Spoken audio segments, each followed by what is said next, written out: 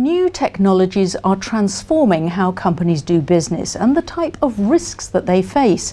There's digital disruption, cybersecurity and social media enabling the trashing of a brand in hours, not days. Chief executives' top 3 risks are now operational, reputational and emerging technology risk, all of which have digital elements. That's according to KPMG's latest survey of 1,200 CEOs around the world. Well, to find out more, we'll meet Akhilesh Tuteja, co-leader global cybersecurity at KPMG, the professional services company. I'm Sarah Lockett. Welcome to the Business Debate.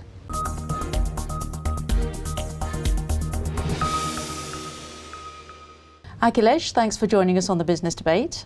Pleasure. Now, let's start with the most pressing risk that we hear about in the news, cyber risk. Now, according to the survey, most companies think that they've got a handle on it. Are they right? Partly right and partly not. A lot of CEOs, if you see from our survey last time, at that time only 25% CEOs felt that they are comfortable, and now that number is 40%, so they definitely have improved. But I will tell you another twist.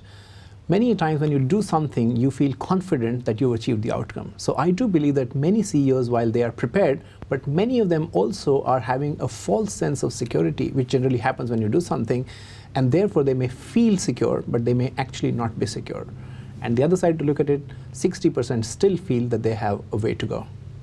And the vast majority of CEOs see investment in cybersecurity actually as an opportunity for generating new revenue streams. So how does that work? These are the smarter set of CEOs which realize that cyber is not about just telling people not to do certain things, but is about using cyber to make their customers more happy and protected. For example, one would feel more protected if you had your friends and relatives traveling in Uber when you can monitor them. So that's a cyber angle to traveling on road, to providing better comfort and control. And therefore Uber can increase its revenue compared to a local cab because you feel more protected using a particular type of service.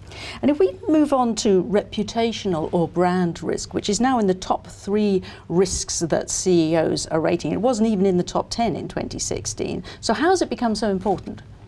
One big thing which I think is that people are not looking at risk in isolation, but people are looking at the outcome of that risk. So this is one risk which can manifest. So even, for example, cyber can manifest into a huge reputational risk.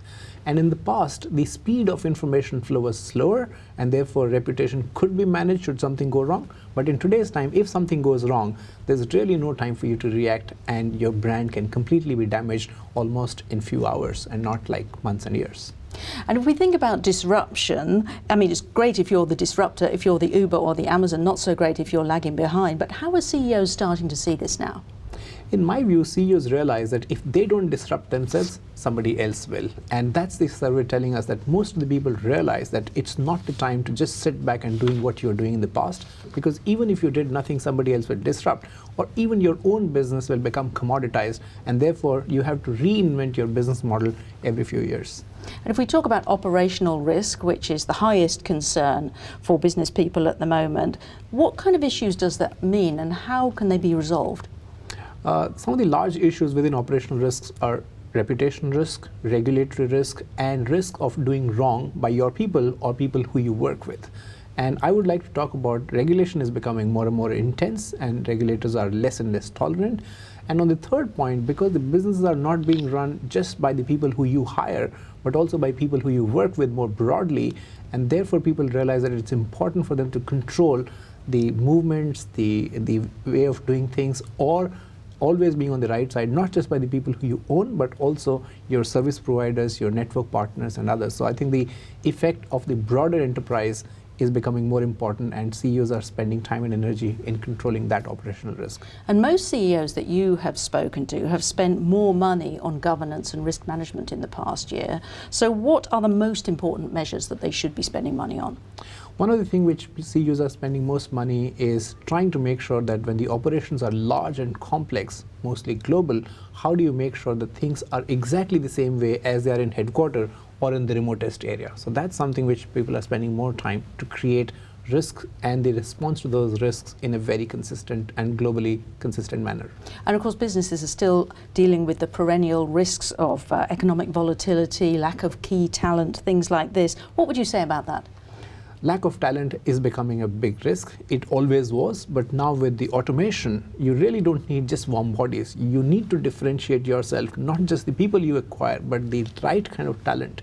So the war for talent, which was just about getting bodies in the past, is now become getting the brains and people who actually can make a difference in a different manner. So the war for talent is continuing and will become even worse when the machines are more there in the business.